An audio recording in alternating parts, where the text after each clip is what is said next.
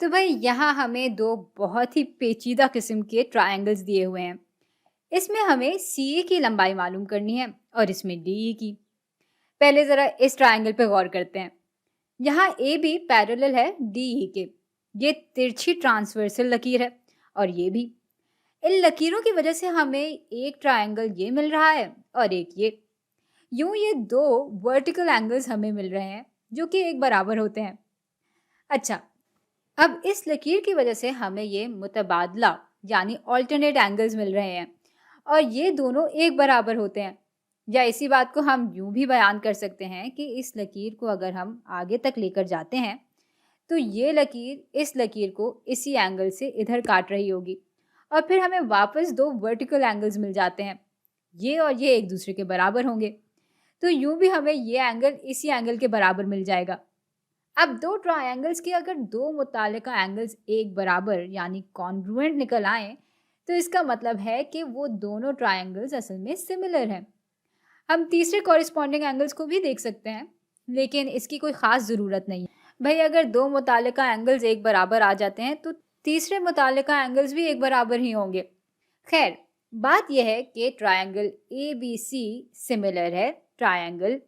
अच्छा, यहाँ हम मुतालिका वर्टिसेस का ख्याल रखेंगे, मतलब उसी तरतीब से लिखेंगे ताकि बाद में कोई गलती ना हो।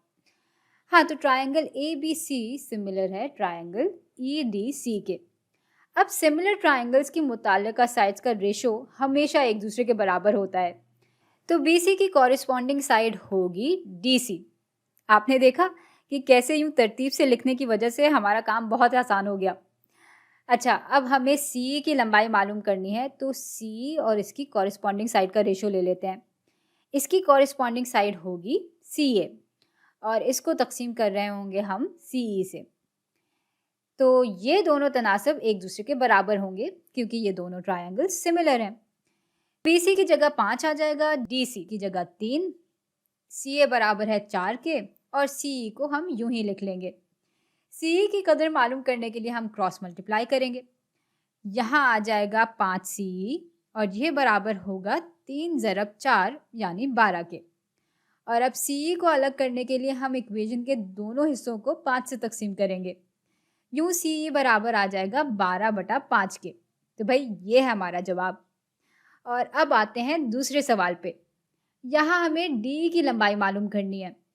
भाई इधर भी हमारे पास दो पैरेलल लकीरें हैं और ये एक ट्रांसवर्सल लकीर है, इसलिए बिल्कुल इसी लॉजिक के तहत ये एंगल और ये एंगल बिल्कुल एक बराबर होंगे और फिर इस ट्रांसवर्सल लकीर की वजह से ये एंगल और ये एंगल भी बिल्कुल एक बराबर होंगे और ये एंगल तो इन दोनों ट्राइंगल्स के दरमियान मुश्तरका ही है। भाई यहाँ तीनों मुतालिका एंगल्स कॉन्ग्रुएंट हैं यानी एक जैसे हैं, इसलिए ये दोनों सिमिलर ट्राइंगल्स हैं। यानी हम इधर भी मुतालिका साइड्स के रेशोज़ को एक दूसरे के बराबर रखकर इस साइड की लंबाई मालूम कर सकते हैं। चलें फिर कॉरेस्पॉन्डिंग साइड्स की तरतीब से इन दोनों ट्रायंगल्स की सिमिलैरिटी दिखाते हैं। Triangle C B D similar है ट्रायंगल सी ए ई के। इसके मुताबिक सी बी और सी ए एक दूसरे की मुतालिका साइड्स हैं, तो हम इनका तनासब ले सकते हैं। अच्छा, अब इस तनासब को हम बराबर रखेंगे इन दो मुतालिका साइड्स के रेशो के, तो ये हो जाएगा सी डी बटा सी ई। सी बी बराबर है 5 के और सी ए बराबर होगा 5 जमा 3 यानी 8 के। यहाँ सी डी बराबर है 4 के और सी को हम ऐसे ही लिख लेंगे। तो सी की कदर जानने के लिए हम क्रॉस मल्टीप्लिकेशन करेंगे। यूँ 5 सी बराबर आ जाएगा 8 ज़रब 4 यानी 32 के।